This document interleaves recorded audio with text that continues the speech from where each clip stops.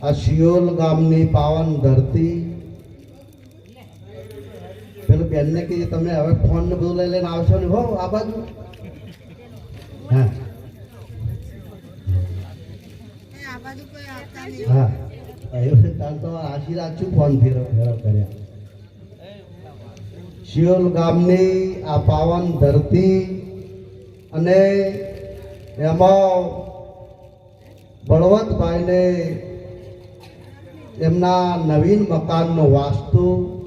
એ નિમિત્તનું આ ભજન એને એક મકાન બનાવવાનું હતું એક મકાન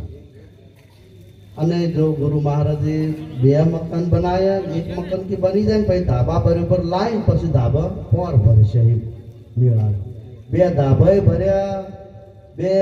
બે મકાનમાં લાદીએ પૂરેપૂરું કલર કર્યો કોઈ બાકી રાખ્યું અને જો ગુરુ મહારાજની કૃપા થઈ ગઈ તો ભજન પણ રાખ્યું ભજન રાખ્યું એની હાથે હાથે વધનું હવ સંતો એમના સગા સંબંધીને ભોજન પણ તો ધન્યવાદ છે એવા ગુરુ પ્રેમી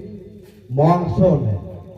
કે જેને ગુરુ પ્રત્યે ભાવ છે ગુરુ પ્રત્યે પૂર્ણ વિશ્વાસ છે એ ગુરુ મહારાજ અમારું કાર્ય પૂરું કરશે એનું કાર્ય સિદ્ધ થાય તમે આજ સુધી આપણે સત્સંગો હોભળતા આવીએ પણ સત્સંગ એવો મહિમા છે ગુરુનો મહિમા જેને કીધો